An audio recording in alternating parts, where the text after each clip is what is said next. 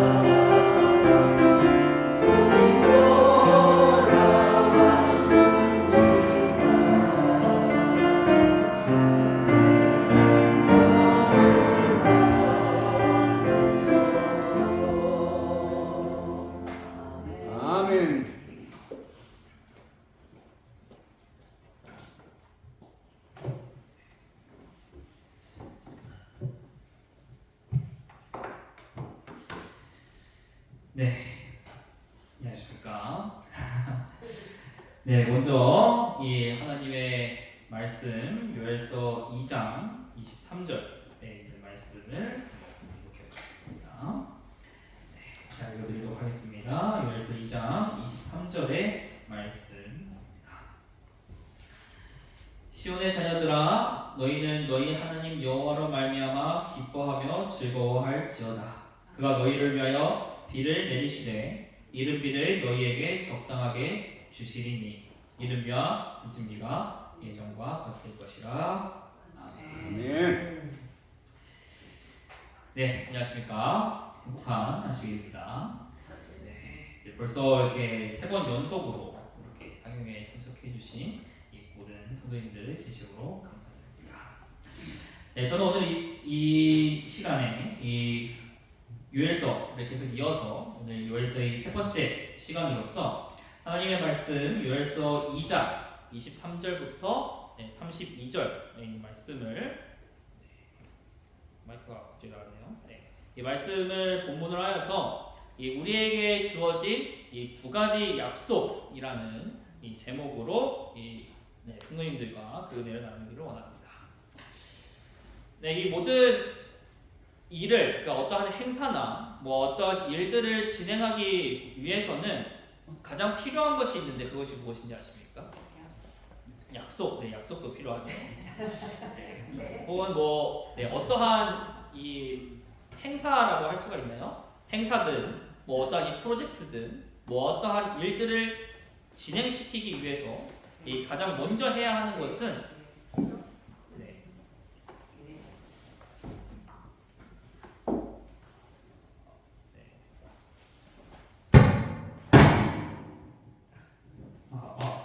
이제 나왔다. 네, 그 가장 먼저 해야 할 것은 이 준비 과정이죠. 우리가 뭐 요리를 한다든지 뭘 한다든지 할 때 가장 먼저 필요한 게 뭡니까?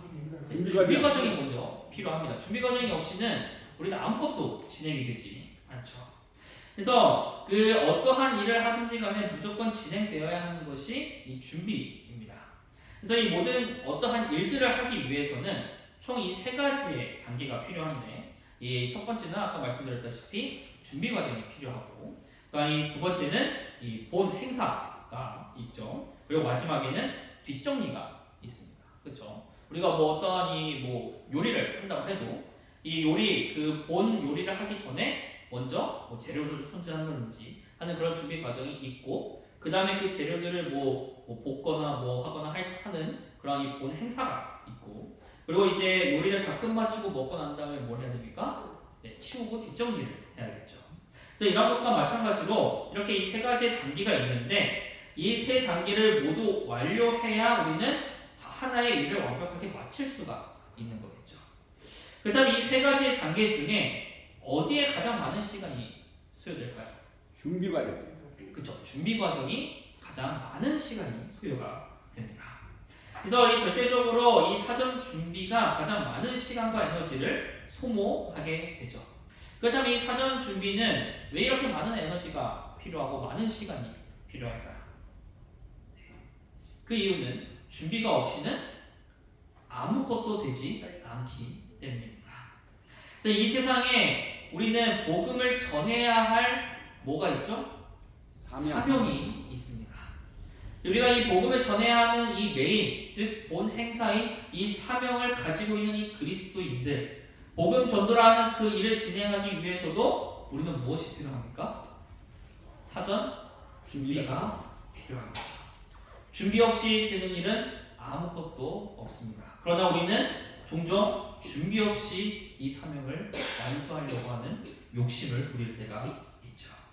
그렇다면 우리는 이 사명을 이루기 위해서 어떠한 준비, 무엇을 준비해야 할까요? 그래서 저는 오늘 이 시간 이 하나님의 말씀 요엘서 2장 23에서 32절에 있는 말씀을 통해서 우리는 먼저 이른비를 맞아야 합니다라는 이 주제로서 이 성도님들과 그 은혜를 나누길 원합니다. 네, 먼저 첫 번째로 주님께서 우리에게 약속하신 그 첫 번째 약속은 이른비에 대한 약속입니다. 요엘서 2장 23절의 말씀을 다시 한번 보겠습니다. 시온의 자녀들아, 너희는 너희 하나님 여호와로 말미암아 기뻐하며 즐거워할지어다. 그가 너희를 위하여 비를 내리시되 이른 비를 너희에게 적당하게 주시리니 이른 비와 늦은 비가 예전과 같을 것이라. 아멘. 이 본절의 말씀이 요엘서 2장 23절에 있는 이 말씀은 요엘서의 가장 핵심적인 두 개의 구절 중에 하나입니다. 그래서 하나님께서는 이 요엘 선지자를 통해서 이스라엘 백성들에게 이른 비와 늦은 비를 적당하게 내려주시겠다라고 약속하셨죠. 그렇다면 먼저 여기서 말하는 이 이른 비란 무엇을 의미할까요? 우리는 보통 이 이른비라는 것은 이 오순절 때에 성령의 임재하심이다라는 것으로 우리는 잘 알고 있습니다. 그렇다면 이 이른비가 왜 오순절에 임한 성령이 될 수 있었을까요?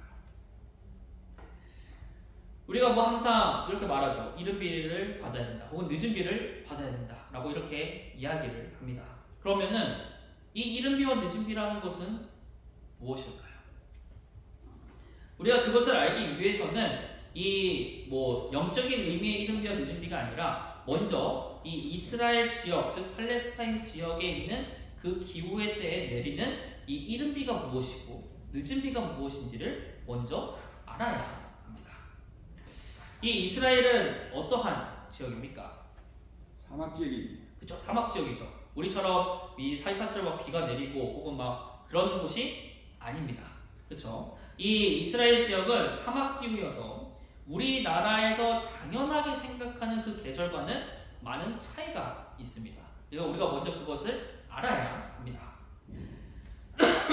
네, 우리나라는 뭐 제가 이렇게 농사를 지어본 적은 없지만 이 농사를 지을 때 언제 파종합니까? 봄에 그죠? 봄에 파종하고 언제 수확을 하죠? 가을 가을에 수확을 하죠. 이게 우리가 보통 일반적으로 생각하는 알고 있는 이 농사의 이 주기이죠. 그러나 이 팔레스타인 즉 이스라엘은 우리와는 정반대입니다. 그래서 이 먼저 이 이스라엘 지역은 여름에는 건기입니다. 건기. 건기로서 이때는 비가 내리지를 않죠. 그래서 그때는 씨앗을 심을 수 없는 계절이 바로 여름입니다. 근데 우리는 여름이 어떤가요? 한창 자랄 때죠. 그렇죠? 그래서 마치 이때는 그러니까 이스라엘은 이 여름이 건기 즉 비가 내리지 않는 척박한 그러한 상태여서 마치 우리나라의 겨울과 같은 그러한 이 계절이 이 여름입니다.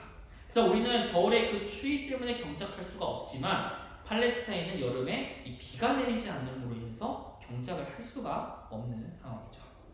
그렇게 이 건기인 여름이 지나서 가을이 오면 그때 비가 내리기 시작합니다. 그래서 이것을 성경에서는 이른비라고 이야기를 하고 계시죠. 그래서 건기로 인해서 척박해진 땅에 뭐가 내려요? 비가 내려 이른비가 내려서 땅을 적셔서 그 땅이 어떻게 될 때? 부드러워질 때 우리는 그때 그 사람들은 첫 경작 즉 파종을 시작을 하는 시기가 바로 이 이른비가 내리는 가을입니다. 그래서 우리는 언제 파종을 한다고요? 봄에 하지만 이들은 가을에 파종을 합니다. 그렇게 이 이스라엘 팔레스타인 즉 이스라엘은 이 가을에 파종을 하는데 그리고 이 가을에 파종을 하고 이들에게 겨울이 옵니다. 그래서 그 지역의 겨울은 마치 우리나라의 여름과 같아서 그 지역에는 이 비가 많이 내리는 여기가 겨울에 이스라엘의 겨울에는 비가 많이 내리는 우기입니다. 그래서 그렇게 비가 많이 내려서 물도 많이 공급을 받고 하는 그러한 이 겨울이 지나서 이 이스라엘 백성들의 이 봄이 왔을 때 그때 또다시 비가 내리죠. 그 비는 이 그동안 잘 자라고 있었던 농작물들을 무르익고 추수할 수 있도록 도움을 주는 이 비가 바로 봄에 내리는 비, 즉 늦은 비입니다. 그것을 바로 봄비라고도 이야기를 하죠. 그래서 이 아모스서 4장 7절에 있는 이 말씀을 보시면 또 추수하기 석 달 전에 내가 너에게 비를 멈추게 하여 어떤 성읍에게는 내리고 어떤 성읍에는 내리지 않게 하였더니 땅 한 부분은 비는 얻고 한 부분은 비를 얻지 못하여 말랐다라고 말을 합니다. 그래서 이 아모스 선지자가 그 이스라엘 백성들에게 예언했던 그리고 그러한 이 형벌 이런 재앙 같은 거에 있어서는 이 추수하기 언제요? 석 달 전에 비를 멈추게 했다라고 이야기를 하죠. 그렇다면 이 말의 의미는 무엇입니까? 원래는 추수하기 석 달 전에 비가 와야 된다는 것, 내렸다라는 것을 의미합니다. 그래서 이 추수하기 석 달 전에 비를 멈추게 하는 것, 이것은 바로 늦은 비를 내리지 않게 하겠다라는 이 말씀을 의미하죠. 그래서 이처럼 늦은 비를 내리지 않는다라는 것은 하나님의 심판과 직결되는 이야기입니다. 그래서 이 늦은 비는 농작물의 추수에 정말로 중요한 비라는 것이죠. 그래서 이처럼 이 여름철에 메말랐던 이 땅을 적시는 이른 비, 그리고 겨울 동안에 자라나는 농작물들이 추수할 수 있도록, 즉 열매를 맺게 할 수 있도록 도와주는 늦은 비, 이 두 가지 비가 때를 따라 적당하게 내리는 것, 그것이 바로 이스라엘 백성들이 말하는 하나님의 섭리이자 은혜였다라고 이야기를 합니다. 그래서 이 여름철에 메말랐던 이 땅에 이른 비가 내리지 않는다면 어떻습니까? 계속 땅이 척박하겠죠. 땅이 말라있겠죠. 이 메말라 있던 땅을 적셔주는 이른 비가 내리지 않으면 파종을 할 수 있습니까? 없다라는 것입니다. 그래서 이 이른 비가 내리지 않는다면 그 땅에는 씨앗을 심을 수가 없게 되죠. 그렇다면 겨울철에 우기가 온다 할지라도, 봄에 늦은 비가 온다 할지라도 이른 비가 내리지 않는다면 아무런 소용이 없다라는 의미입니다. 그렇다면 이 이른 비라는 것은 무엇일까요? 요엘서 2장 23절에 있는 말씀을 다시 한번 보겠습니다. 다시 한번 보면, 시온의 자녀들아, 너희는 너희 하나님 여호와로 말미암아 기뻐하며 즐거워할지어다. 그가 너희를 위하여 비를 내리시되 이른 비를 너희에게 적당하게 주시리니 이른 비와 늦은 비가 예전과 같을 것이다. 본래 이 이른 비라는 이 단어는 이 물리적으로 때리는 이 이른 비라는 이 단어는 히브리어 원어에서는 이 요레라는 이 단어를 씁니다. 그래서 원래는 이 이른 비라는 단어는 요레인데, 이 본문의 말씀에서의 이른 비는 오레라는 단어를 씁니다. 원래는 요레인데 이 본문, 즉 요엘서 2장 23절에서에 나오는 이 이른 비는 모레라는 이 단어를 썼다라고 합니다. 그렇다면 이 선지자는 왜 이른 비라는 의미를 가지고 있는 이 요레라는 이 단어가 있었음에도 불구하고 다른 단어인 이 모레라는 이 단어를 사용했을까요? 이 모레라는 단어의 뜻이 무엇일까요? 먼저 이 모레라는 이 단어의 의미는 이른 비라는 이 의미를 물론 갖고 있지만, 이 단어에는 교사, 스승, 그리고 가르치는 자라는 의미를 가지고 있습니다. 그래서 또한 이 히브리어 원어를 한 가지만 더 살펴보면, 이른 비를 적당하게 주시리니에서 이 적당하다라는 이 단어의 원어는 체다카라는 이 히브리어 원어를 사용합니다. 그래서 이 체다카라는 이 단어의 뜻은 의로움, 공의, 의로운 행위라는 의미를 가지고 있습니다. 즉, 그래서 이 원어들을 우리가 생각을 하면서 이 본절 다시 한번 보면은, 본절에서 말하는 이 이른 비를 적당하게 주시리라는 이 말의 이 원어적인 표현은 무엇을 의미하느냐? 의의 교사를 주시리니라는 번역이 가능하다라는 것을 의미합니다. 그래서 이 구절에 대해서 이 본교, 즉 재림교회의 주석에서는 이렇게 주석합니다. 적당하게라고 번역된 체다카는 구약에서 150번 나오지만 본절의 경우를 제외하고는 단 한 번도 적당하게라고 번역되지 않았고 의롭다라고 번역되었다. 따라서 다양한 의미를 이 구절에 부여하여 이른 비를 적당하게라고 번역하기도 했으며, 다른 번역본에서는 변호하기 위한 이른 비, 의를 위한 비, 칭의를 위한 비라고 번역하기도 했다. 그러나 어떤 재림교회의 주석자들은 이 절을 그리스도교에 적용하면서 이른 비를 교사로 보아 이 구절을 의의 교사로 보았다라고 말씀합니다.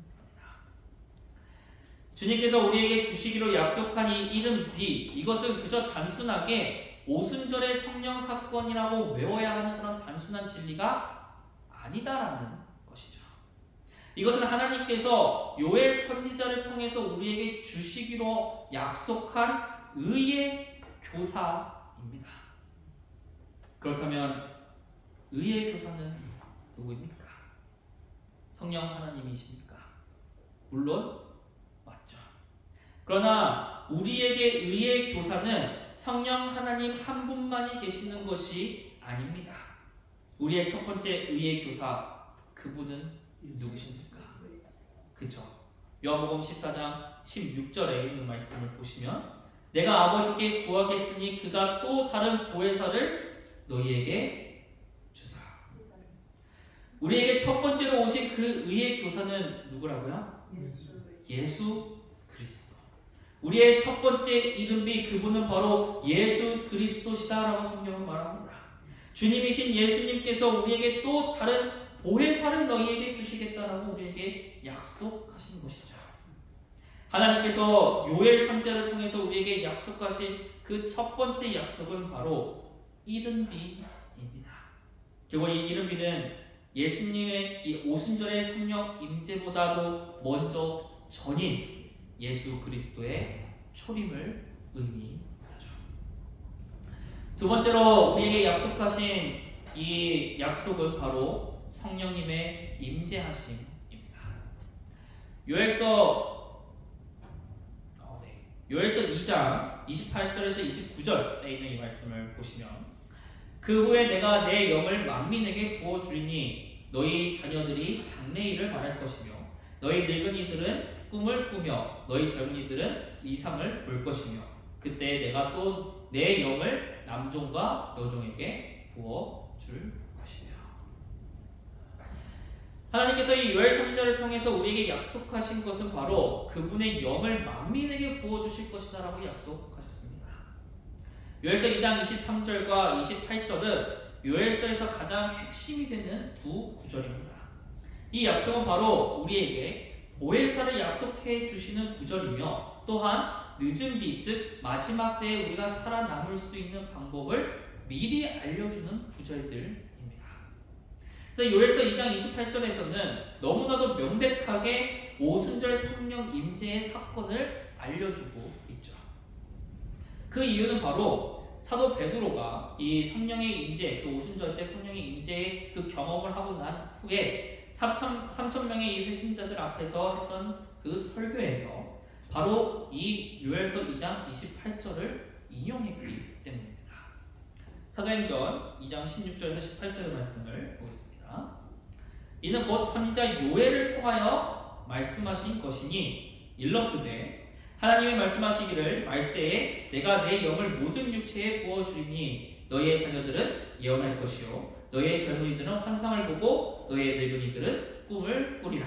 그때 내가 내 영을 내 남종과 여종에게 부어주리니 그들이 예언할 것이요. 저는 오늘 이 말씀의 이 제목을 우리에게 주어진 두 가지 약속이다라고 제가 이 제목을 지었습니다. 그러나 사실은 이 두 가지 약속은 두 가지 약속이 아니라 한 가지 약속입니다. 바로 하나님께서는 때를 따라 적당하게 이른비와 늦은비를 내려주시겠다라는 그 약속. 늦은비가 내리기 전에는 먼저 이른비를 우리에게 주실 것이다라는 약속입니다. 그리고 우리에게 이렇게 말씀하십니다. 내가 이른비를 너희에게 내려줄 것이니 너희는 이른비를 맞아 너희 마음의 밭을 적시라라고 말씀하십니다. 이른비, 이것은 의의 교사, 먼저 그리스도를 나타냅니다. 그리고 이 이른비는 성령 하나님을 의미하기도 합니다. 그렇게 이 이른비는 그리스도와 성령 하나님을 부어 주시겠다는 하나의 약속인 것이죠. 요한복음 14장 16절의 말씀을 다시 한번 보시면 내가 아버지께 구하겠으니 그가 또 다른 보혜사를 너희에게 주사 영원토록 너희와 함께 있게 하리니.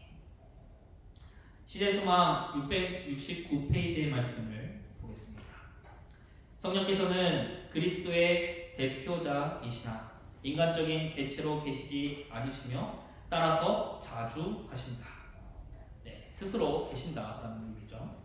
그래서 그리스도께서는 인성 때문에 방해가 되어 모든 장소마다 당신이 친히 계실 수 없었다. 그러므로 예수께서 아버지께로 가셔서 지상에 그분의 후계자로서 성령을 보내시는 것이 그들에게 유익한 일이었다.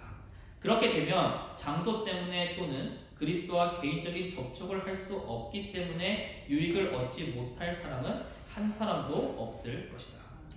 구주께서 성령으로 모든 사람에게 가까이 계실 것이었다. 이런 점에서 예수께서는 당신이 승천하지 않으신 것보다 그들에게 더 가까이 계실 것이었다. 아멘. 또 다른 보혜사인 성령 하나님, 그분은 그리스도를 대표하여 우리 각 사람에게 임하시는 의의 교사이시죠. 그렇게 이 요엘서 2장 23절과 28절의 이 약속은 같은 약속이다라고 볼 수가 있습니다.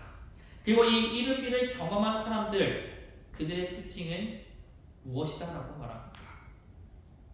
요엘서 2장 28에서 29절, 그 후에 내가 내 영을 만민에게 부어 주리니 너희 자녀들이 장래일을 말할 것이고 너희 늙은이는 꿈을 꿀 것이며 너희 젊은이는 이상을 볼 것이며 그때 내가 또 내 영을 남종과 여종에게 부어 줄 것이다. 이 이른비를 경험한 사람들의 특징이 뭐라고요? 모두 다 예언하는 능력을 갖게 될 것이다라고 말합니다. 예언하는 능력, 장래를 말하는 능력, 꿈을 꾸는 능력, 그 능력이란 어떠한 능력입니까? 이것은 물론 선지자들이 하나님의 계시를 받는다라는 것을 의미하기도 합니다. 그러나 이 예언은 무조건 하나님의 계시를 받아 미래의 사건을 이야기하는 것만을 의미하지가 않습니다. 미래를 모르는 자들에게 미래의 일을 알려주는 것, 그것 또한 예언이 되겠죠. 하나님의 계시, 여러분들께서 하나님의 계시를 받은 적이 있으십니까? 뭐 갑자기 이렇게 꿈을 통해서라든지 혹은 음성을 통해서라든지 이런 계시를 받으신 적이 있으십니까? 없으시죠? 저 또한 없습니다. 그러나 우리는 하나님의 이러한 이 직접적인 계시를 받은 적이 없지만 우리는 모두 다 하나님의 계시를 받았습니다. 무엇을 통해 받았습니까? 성경 그리고 예언의 시. 우리는 계시라고 하면은 두 가지가 있죠. 뭐가 있습니까? 일반 계시와 특별 계시가 있죠. 근데 우리는 이게 약간 이 요엘서와 좀 다르게 벗어나는 이야기인데, 우리가 이 계시를 받았다 혹은 이 계시를 안다라고 했을 때 항상 특별 계시만 우리가 중요시 여기는 경향이 있습니다. 그렇죠? 근데 우리는 하나님께서 우리에게 주신 그 계시는 뭐도 있습니까? 예. 일반 계시도 있습니다. 그렇죠? 이 일반 계시와 특별 계시 중에 뭐가 더 중요합니까? 일반 계시가 더 중요합니다. 일반 계시가 더 중요합니까? 아, 특별 계시하고 그 같습니다. 그쵸? 일반 계시와 특별 계시가 뭐가 더 중요한 것은 없습니다. 둘 다 똑같이 중요한데 우리는 뭐를 더 중요시 여깁니까? 특별 계시. 특별 계시를 더 중요시 여긴다는 것이죠. 근데 하나님께서 이 인류에게 주신 첫 번째 계시가 뭡니까? 일반 계시를 먼저 우리에게 주셨다는 것이죠. 그리고 인간이 죄를 짓고 난 이후에 우리에게 주신 것이 특별 계시입니다. 그렇게 이 특별 계시는 무엇을 계속 이야기하느냐? 너희는 일반 계시로 돌아갈 것을 계속 이야기를 하는 것이죠. 일반 계시, 즉 이 아담과 하와가 특별 계시가 없음에도 불구하고 천연계 혹은 인간과의 관계, 양심 이 모든 것을 통해서 하나님을 경험하고 느낄 수 있는 그 상태를 어떻게 하면 죄악된 너희가 갈 수 있느냐를 알려주는 것이 특별 계시입니다. 그렇게 우리가 특별 계시를 묵상하고 연구하는 그 모든 목표는 뭐가 됩니까? 그냥 이것을 묵상하는 것만 중요한 것이 아니라 그것을 통해서 우리의 시선이 바뀌어야 된다는 것을 의미하죠.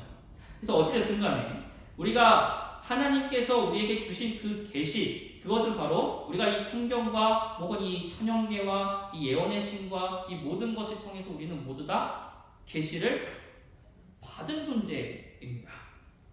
우리가 신앙을 시작하고 가장 처음으로 성경을 공부할 때 배운 것은 일반 계시와 특별 계시를 먼저 배우죠. 그렇죠? 그리고 특별 계시가 무엇인지, 일반 계시가 무엇인지, 그리고 이 특별 계시 속에서 어떻게 하나님이 우리를 구원하시는지, 그리고 이 장래에, 이 마지막 때에 어떠한 일들이 일어날 것인지 등등 모든 예언들이 다 이 특별 계시를 통해서 우리에게 주어졌습니다. 그리고 우리가 그 성경을 보죠.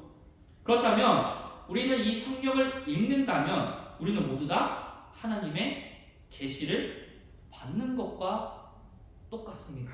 아멘. 그리고 아직 성경을 모르는 자들에게 성경의 이 말씀을 알려주는 것, 그리고 이 장래에, 즉 마지막 때에 대해서 모르는 자들에게 이 우리가 마지막 때의 그 진리를 알려주는 것, 그것이 뭡니까? 예언이라는 것이죠.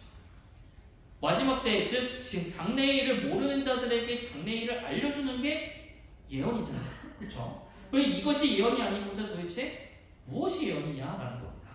그래서 우리가 성경의 말씀을 읽고 묵상하고 그것을 전하기 위해서 무조건 필요한 것이 있습니다. 그것이 무엇입니까? 우리가 말씀을 전하기 위해서는 가장 먼저 뭐가 필요합니까? 네, 사도행전 1장 8절 오직 성령이 너희에게 임하시면 너희가 권능을 받고 예루살렘과 온 유대와 사마리아와 땅끝까지 이르러 내 증인이 되리라 하시니라. 교회 종합 8권 21페이지에 복음 사업을 그처럼 무력하게 만드는 것은 성령의 부재이다. 학식과 재간과 능병과 선천적 혹은 후천적인 온갖 재능을 소유하고 있을지라도 하나님의 영의 임재가 없으면 마음을 전혀 감동시킬 수가 없고 결코 죄인을 그리스도께로 인도하지 못할 것이다.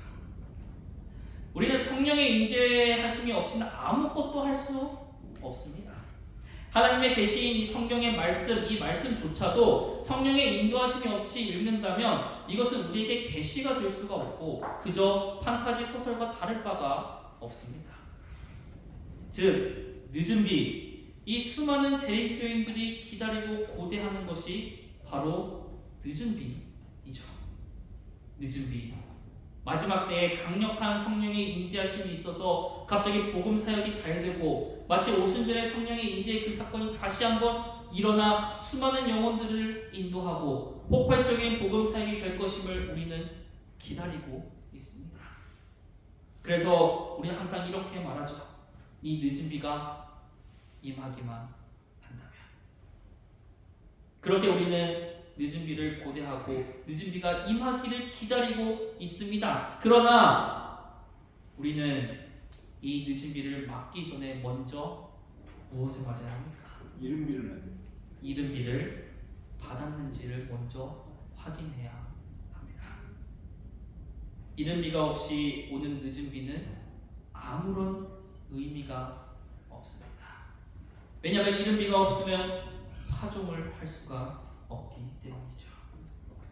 그렇기에 아무리 파종하지 않은 그 땅에 아무리 늦은 비가 와봤자 심을 씨앗이 없으면 그 비는 단비가 되는 것이 아니라 그냥 비가 되는 겁니다.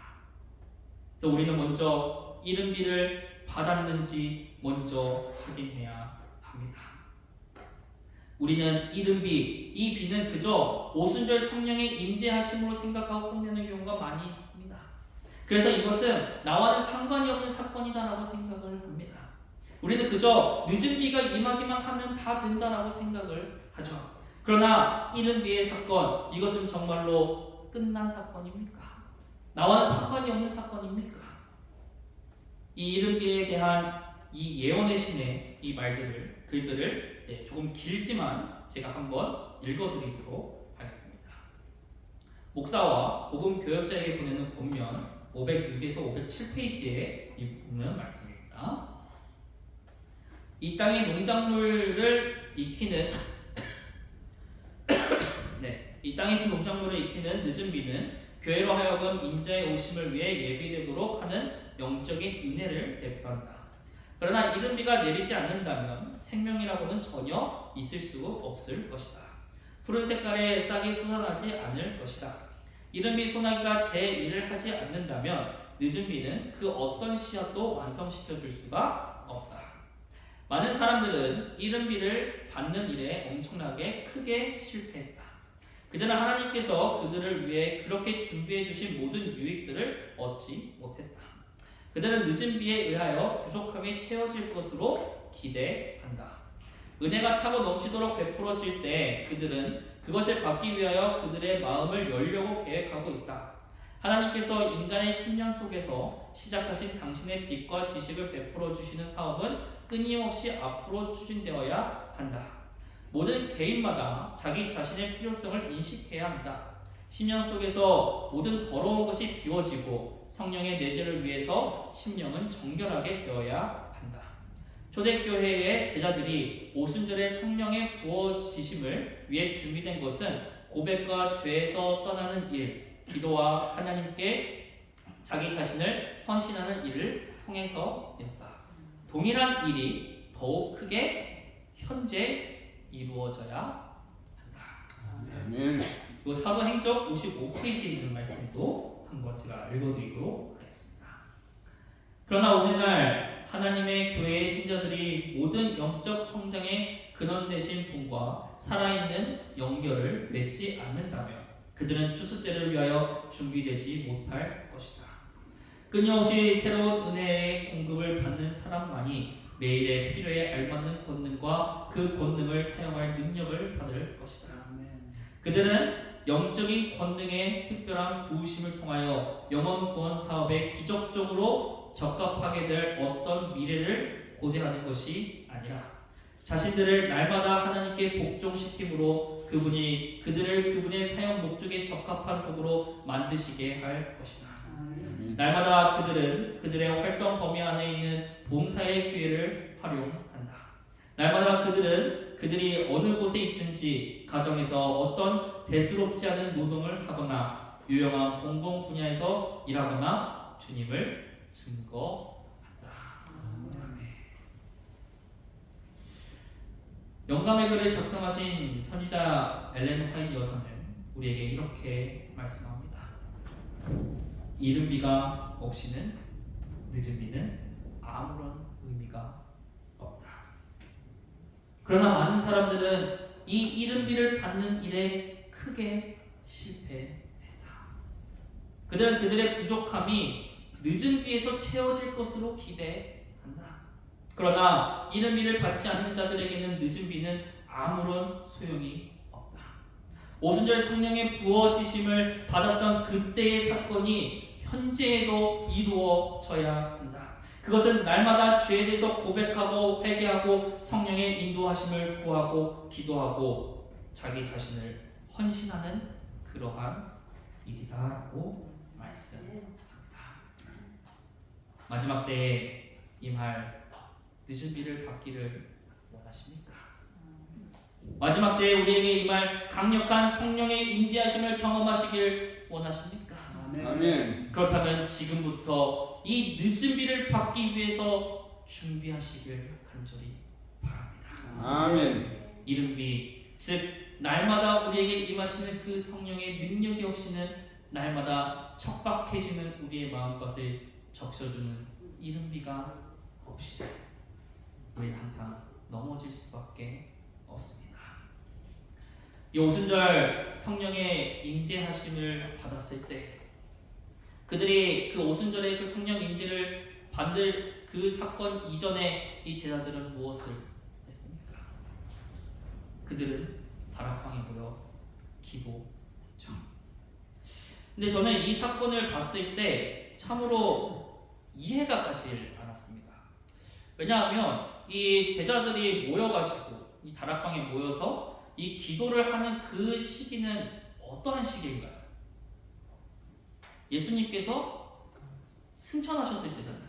승천하시고 난 이후부터 제자들은 모여서 거의 한 몇십일 동안 기도만 했다는 거예요. 근데 이것을 이 한 발짝 떨어져서 그때 그 상황을 한번 보면은 이때 당시 예루살렘에서는 어떠한 움직임이 있었습니까? 예수님께서 십자가에 달려 돌아가시고 난 다음에 부활하셨죠. 부활하시고 난 다음에 부활하실 때 누구들도 같이 부활했습니까? 수많은 의인들도 같이 부활을 했습니다. 그리고 의인들이 같이 부활해서 예루살렘으로 가서 자신들이 부활했음을 증거했다라고 이 시대의 소망은 이야기하고 있죠. 그렇다면 이 예루살렘에 그때 당시 또 6월절이고 그러한 때에 수많은 사람들이 모여 있을 때 예수님께서 부활하셨고 또한 이 수많은 의인들이 부활했던 그 사건을 이 이스라엘 백성들이 봤을 때 어떠한 심정을 가질까요? 정말 예수님께서는 하나님의 아들이겠구나라는 것을 그들은 깨달았을 거라는 거죠. 그리고 그때 당시에는 수많은 백성들이 이 예수님에 대해서 이렇게 하나님의 아들이고 메시아다라는 그런 여론이 형성되었을 것입니다. 그래서 그것을 잘 알기 때문에 제사장들이 어떻게 합니까? 그 군병들을 입막음을 시키기도 하고 또한 이들을 엄청나게 이 여론의 조작을 하죠. 근데 그러한 상황 속에서 이 제자들이 나가서 전한다면 어떨 것 같습니까? 박해 오지요. 네, 뭐 환란이 오겠지만 이때 당시에 예루살렘의 이 백성들의 이 여론적인 상태는 무엇입니까? 예수님은 정말 하나님의 아들이다라는 그러한 이 여론이 있었을 당시에 그때 이 제자들이 나가서 전한다면 복음은 폭발적으로 전해졌을 것이겠죠. 아멘. 그러나 제자들은 무엇을 했습니까? 그때 기도했어요. 다락방에 가서 기도했습니다. 그때야만큼 복음 전파하기 가장 좋은 상태가 언제입니까? 없습니다. 이 세상에 어떠한 이 역사를 통틀어봐도 그때만큼 복음 전하기 가장 좋은 분위기, 가장 좋은 여론이 없다라는 것이죠. 그러나 제자들은 무엇을 했다고요? 그 물 들어올 때 노를 젓는 것이 아니라 노를 버리고 들어가 다락방에 가서 기도했다라는 것이죠. 우리는 그것을 깨달아야 하는 겁니다. 복음 전할 때에 가장 좋은 분위기, 가장 좋은 상태, 가장 좋은 여론, 어떠한 사회적인 분위기 이러한 것은 없다라는 것이죠. 우리에게 가장 중요한 것은 무엇이라고요? 기도. 성령이 임하는 것이죠. 그래서 예수님께서도 이 그분의 이 유언, 즉 승천하시기 전에 하셨던 말씀이 무엇입니까? 너희는 가서 복음을 전하라라는 것이 아닙니다. 성령이 너희에게 임하시면이라는 것이죠. 주님은 알았던 겁니다. 아무런 성령이 없이 전하는 것은 그것이 뭐 폭발적으로 복음의 사역이 됐을 수도 있고 수많은 사람들이 복음 사역을 했을 복음을 믿을 수도 있습니다. 그러나 성령 없이 전하는 그러한 복음은 그들에게 그저 마케팅에 불과하다는 것을 알고 계셨던 것이죠. 복음 사역은 무조건 성령의 능력이 있어야 합니다.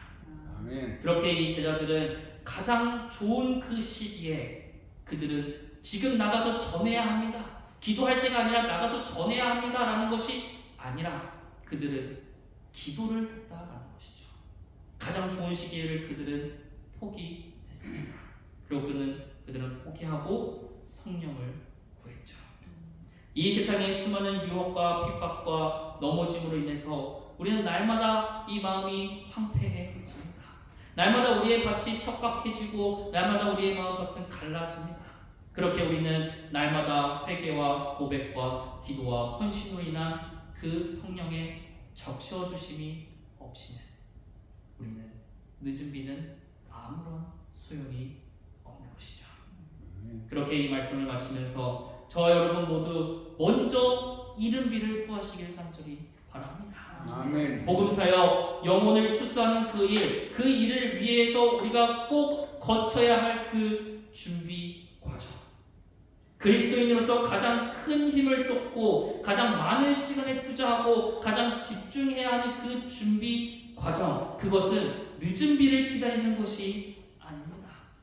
날마다 이른 비를 구하며 척박해진 나의 마음밭을 그리고 척박해진 이 세상의 모든 만민들의 마음밭을 먼저 적시는 것이죠. 파종 없이는 추수는 없습니다. 이른 비 없이는 늦은 비는 소용이 없습니다. 그렇게 저와 여러분 모두 늦은 비를 위하여 이른 비를 준비하시길 간절히 바랍니다. 아멘. 날마다 기도와 간구와 회개와 헌신으로 주님의 성령을 구하는 저와 여러분들이 되시길 바라면서 말씀을 마치도록 하겠습니다. 아멘.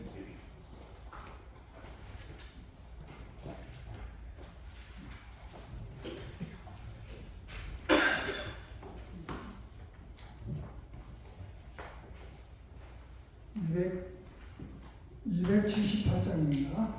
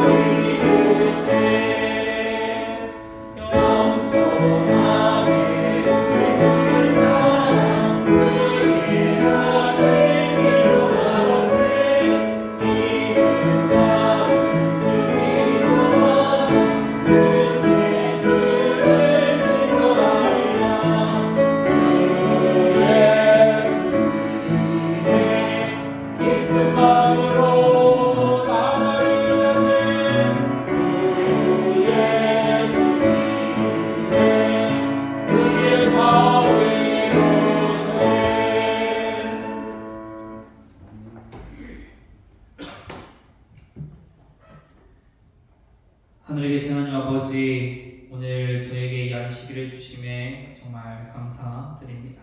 아멘. 주님, 저희에게 이 이른비를 약속해 주시고 또한 이 늦은비를 약속하여 주심에 또한 감사드립니다. 아멘. 주님, 저희가 이 늦은비 성령의 임재하심을 위하여 준비할 수 있도록 인도하여 주시옵소서. 아멘. 항상 저희가 주님께서 미리 저희에게 주신 그 이른비를 항상 저희가 구할 수 있도록 인도하여 주시옵시고, 아멘. 저희 척박해진 이 마음을 주님께서 주신 그 이른비를 통하여 항상 촉촉히 적실 수 있게 인도하여 주시옵소서. 아멘. 항상 주님의 성령을 구하고 또한 주님의 성령의 능력으로 이 모든 사역을 임할 수 있게 인도하여 주시옵게 될 사랑 가운데 주님이신 예수 그리스도의 이름으로 간절히 기도드립니다. 아멘.